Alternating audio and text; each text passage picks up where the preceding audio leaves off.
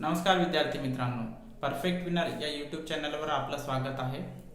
कालच्या लेक्चरमध्ये आपण 1858 पूर्वीची भारतामधली घटनात्मक प्रक्रिया बघितलेली होती आणि आता आपण भारताच्या घटनात्मक विकासातला दुसरा भाग सुरू करणार आहोत।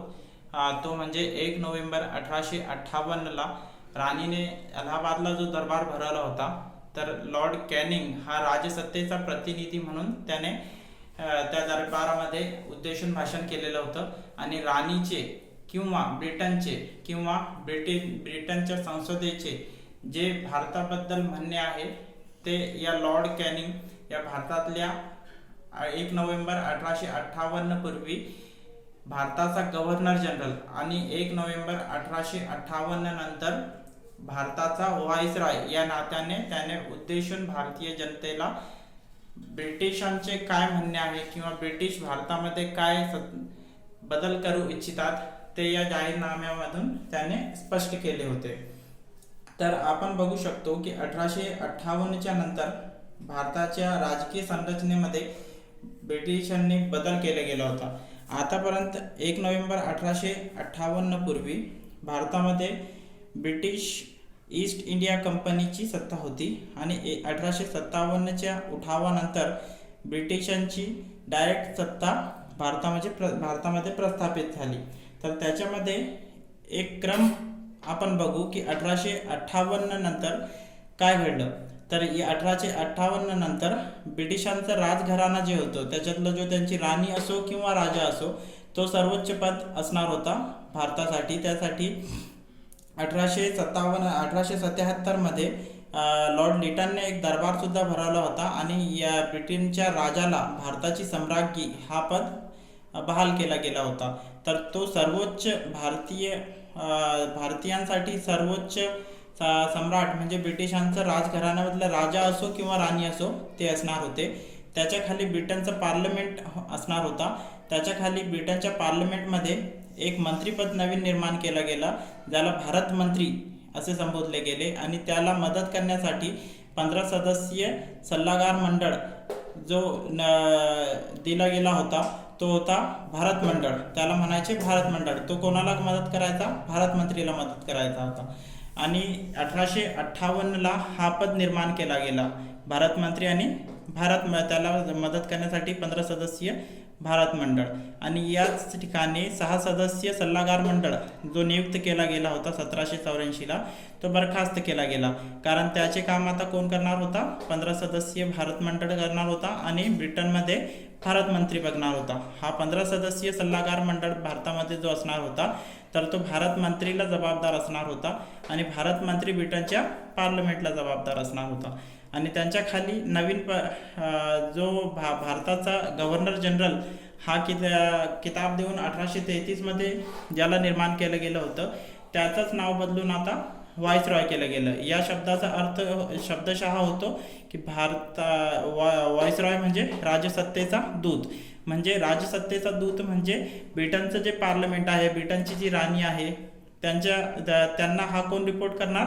व्हाईसरॉय रिपोर्ट करणार। ब्रिटनच्या भारत मंत्रीला, ब्रिटनच्या पार्लमेंटला आणि ब्रिटिश राजघराण्याला कोण रिपोर्ट करणार होता? आता व्हाईसरॉय। व्हाईसरॉय हा जो होता कोण होता? राजसत्तेचा दूत होता। ज्या प्रकारे आपण दुसऱ्या देशामध्ये आज राजदूत पाठवतो, दुसऱ्या देशामध्ये ॲम्बेसिडर पाठवतो, तर त्याच प्रकारे व्हाईसरॉयचं काम इथं काय होतं की भारतामध्ये जे काही घडतंय ते कोणाला रिपोर्ट करायचंय?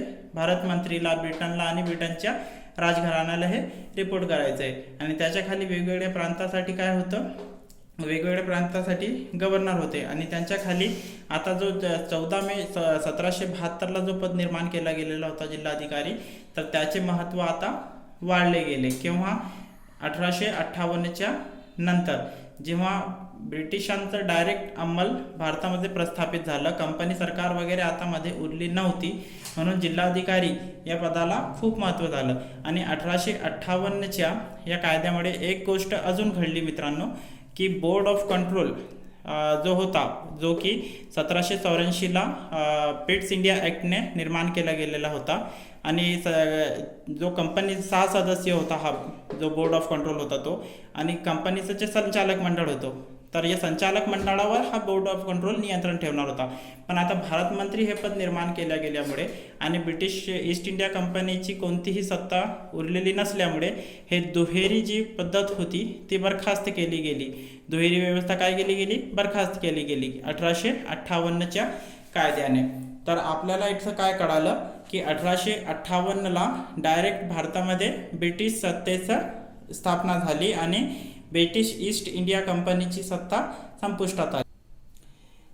आणि याच्यानंतर मित्र हो, जेव्हा ब्रिटिश सत्तेचं डायरेक्ट अंमल भारतामध्ये प्रस्थापित झालं तर ब्रिटिश सरकारने त्यांच्याकडे जे वेगवेगळे कायदे अंमलात होते देश चालवण्यासाठी, तर त्यांचंही सुरुवातीला काही अंश भारतामध्ये त्यांनी इम्प्लिमेंट करण्याचं ठरवलं. आणि त्याचंच एक रूप म्हणून 1861ला इंडियन कौन्सिल ॲक्ट हा भारतामध्ये दिला गेला. त्याच्यानंतर 1892ला द इंडियन कौन्सिल ॲक्ट हा सुद्धा दिला गेला. त्याच्यामध्ये 8 कलमे होती. आणि त्याच्यानंतर वेगवेगळ्या वेळी त्यांनी वेगवेगळे कायदे भारतामध्ये सुधारणांचे हप्ते भारताला दिले. त्याचाच एक प्रकार म्हणजे मॉर्ले मिंटो ॲक्ट 1909 मध्ये आला.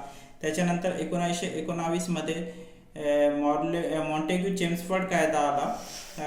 त्यावेळेस 1919 मध्ये जो कायदा आला होता मॉन्टेग्यू चेम्सफोर्ड, तेव्हा 1917 मध्ये त्याची घोषणा केली होती. आणि त्याच्यानंतर 1919ला त्यांनी तो कायदा भारतामध्ये आणला. आणि 1861चा जो इंडियन कौन्सिल ॲक्ट होता, तर त्याच्यानुसार मुंबई आणि मद्रासचे जे सरकार होते तर त्यांचे 1833ने कायदे करण्याचे काही हक्क काढून घेण्यात आले होते. आणि ते कायदे त्यांना या कायद्यामुळे ते कायदे करण्याचे जे त्यांचे हक्क होते ते 1861च्या या इंडियन कौन्सिल ॲक्टनुसार त्यांना बहाल करण्यात आले. आणि त्याच्यानुसार हे ठरले की ब्रिटिश सरकारने कायदे कानून बनवण्यासाठी 6 ते 12 सभासदांची समिती नेमण्याचा अधिकार गव्हर्नर जनरलला आणि त्याच प्रकारे अन्य गव्हर्नरांना 4 ते 8 सदस्यांची समिती नेमण्याचा अधिकार बहाल केला गेला. आणि हे एक विशेष म्हणजे हे सर्व सदस्य जे होते ते भारतीय असणार होते. भारत मंत्र्याच्या हाती राज्यकारभार मोठ्या प्रमाणात या कायद्यानुसार 1861च्या कायद्यानुसार दिला गेला. आणि या कायद्याने मित्र हो, गव्हर्नर जनरल आणि अन्य गव्हर्नरांच्या हाती बरेच अधिकार आणि नकाराधिकार सोपवण्यात आले. कारण ब्रिटिशांना भारतामध्ये सत्ता आणि सुव्यवस्था स्थापन करायची होती. म्हणून त्यांनी इथल्या अधिकाऱ्यांना वेगवेगळे अधिकार दिले आणि वेगवेगळे नकाराधिकार सुद्धा दिले, कारण ते जास्त चांगल्या प्रकारे देशामध्ये कारभार चालवू शकतील. आणि 1861च्या ॲक्टद्वारे 1862 मध्ये कलकत्ता, मद्रास आणि मुंबई या ठिकाणी उच्च न्यायालयाची स्थापना केली गेली. आपण मागे बघितलं की 1773च्या ॲक्टनुसार 1774 मध्ये कलकत्त्याला सर्वोच्च न्यायालयाची स्थापना केली गेली होती. त्याचप्रकारे आता 1862ला 1861च्या कायद्यानुसार मुंबई, मद्रास आणि कोलकाता या ठिकाणी उच्च न्यायालयांची स्थापना केली गेली. आणि त्याच्यानंतर त्यांनी 1892चा द इंडियन कौन्सिल ॲक्ट आणला, ज्याच्यामध्ये 8 कलमे होती. तर त्यामुळे 1892च्या कायद्यामुळे हे घडलं की लॉर्ड डफरिनने कौन्सिलमध्ये सुधारणा करण्याचा प्रश्न हाती घेतला व त्यामुळे हा प्रश्न नेटाच लागून शेवटी 1892चा द इंडियन कौन्सिल ॲक्ट हा बिल पास झाला. पार्लमेंटामध्ये हे बिल मांडण्यात आले. त्यावेळी लॉर्ड कर्झनने याने या बिलाचा उद्देश राज्यकारभाराचा पाया विस्तृत आणि बिल अधिकारी आणि एतद्देशी म्हणजे जे स्थानिक लोक आहेत ते हिंदी लोकांना, सुशिक्षित लोकांना राज्यकारभारामध्ये अधिक भाग घेऊ देणे असं आहे, या प्रकारे त्याने हे सांगितले होते. आणि 1892ला जेव्हा कायद्यामध्ये 8 कलमे आहेत, पण त्यातील काही कलमे राजकीय प्रगतीच्या दृष्टीने खूप महत्त्वाची होती मित्र. वरिष्ठ कायदेमंडळामध्ये सभासदांची संख्या जी 10 ते 16 पर्यंतही वाढवण्यात आली 1892ला. आणि प्रांतिक कायदेमंडळामध्ये जे सभासद होते त्यांची संख्या 8 ते 20 पर्यंत केली गेली. आणि दुसऱ्या कलमाने सभासदांना प्रश्न विचारण्याचा आणि अंदाजपत्रकावर काही ठराविक बाबी वगळून वादविवाद करण्याचा अंशतः अधिकार दिला गेला. आणि कौन्सिलच्या बाबतीमध्ये निवडणुकीचे तत्व लागू करावे की नाही करावे यासंबंधी त्यांच्यामध्ये खूप चर्चा झाली मित्र. लॉर्ड क्रॉस हे त्यावेळी भारत मंत्री होते आणि त्यांनी कौन्सिलमध्ये लोकमताची बाजू मांडण्यासाठी निवडणुकीचे जे तत्वज्ञान आहेत त्यांचा आश्रय घेतला पाहिजे ही सूचना त्यांनी नापसंत केली. पण लॅन्सडाऊनचे जे सरकार होतं त्यांनी त्या ठिकाणी एकंदरच परिस्थिती अनुकूल असेल तेव्हा निवडणुकीच्या तत्वाचा प्रसार आणि प्रतिबंध नसावा असे आपले मत त्यांनी दिले. कोणी? लॉर्ड लॅन्सडाऊन यांच्या सरकारांनी दिलं मित्रहो. आणि नेमणुकीचे किंवा निवडणुकीचे सभासद नेमण्याचा नियम करण्याचा अधिकार त्यांनी मागितला. शेवटी त्यांचे म्हणणे कबूल करण्यात आले आणि किमले क्लॉज नावाचे एक कलम या कायद्यामध्ये घालण्यात आले 1892च्या कायद्यामध्ये, ज्याच्यामध्ये 8 कलमे होती. या कलमाने काय घडलं की जास्त सभासदांच्या नेमणुकीला काय अटी असाव्यात हे निश्चित करण्याविषयी नियम करण्याचा अधिकार भारत मंत्री आणि त्यांचे कौन्सिल यांच्या अनुमतीने व्हाईसराय आणि त्यांचे कौन्सिल यांना असावा असे ठरविले.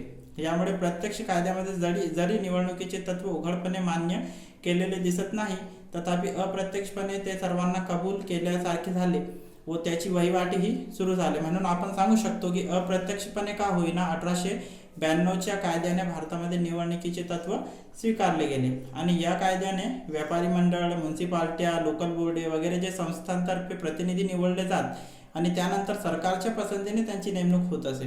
अशा रीतीने अप्रत्यक्ष का होईना पण निवडणुकीचे तत्व अंमलामध्ये आले आणि प्रत्यक्ष निवडणुकीचे तत्व अंमलामध्ये येण्याचा मार्ग सुकर झाला. आणि त्याच्यानंतर आपल्याला तर माहीतच आहे की 1937 मध्ये पहिल्या प्रांतिक निवडणुका झाल्या होत्या मित्रांनो.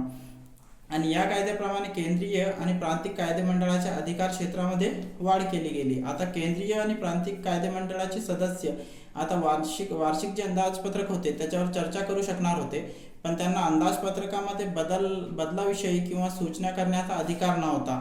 असे असले तरी सरकारच्या आर्थिक धोरणांची बरीच तपशीलवार माहिती भारतीय नेत्यांना मिळू लागली होती त्या चर्चेमधून. आणि या कायद्यानुसार कायदेमंडळामध्ये प्रश्न विचारण्याचा अधिकार देण्यात आला, परंतु हे प्रश्न माहिती मिळवण्यासाठी असावे, टीका करण्यासाठी असू नये असे त्यांच्यावर बंधन घालण्यात आले. तसेच प्रश्नांचा उत्तरावर चर्चा करण्याचा सुद्धा अधिकार त्यांना नव्हता. पण काही का असेना थोड्या प्रमाणामध्ये भारतीयांचे या 1892च्या कायद्यानुसार भारतीयांचे चर्चामध्ये सहभाग वाढायला सुरुवात झाली आणि कुठल्या विषयावर प्रश्न विचारावे या संबंधीचे सर्व अधिकार व्हाईसराय आणि गव्हर्नर यांना देण्यात आले. म्हणजे त्यांच्या इच्छेनुसारच प्रश्न विचारण्याची सुद्धा परवानगी होती. पण काही का असेना थोड्या प्रमाणात सुद्धा भारतीयांचं हस्तक्षेप ब्रिटिश कारभारामध्ये सुरू झाला. आणि याच्यानंतर आहे 1909चं मोर्ले मिंटो ॲक्ट. ते आपण पुढच्या लेक्चरमध्ये बघू. धन्यवाद मित्रांनो. लेक्चर आवडलं असेल लाईक करा, सबस्क्राईब करा आणि शेअर करा. थँक्यू.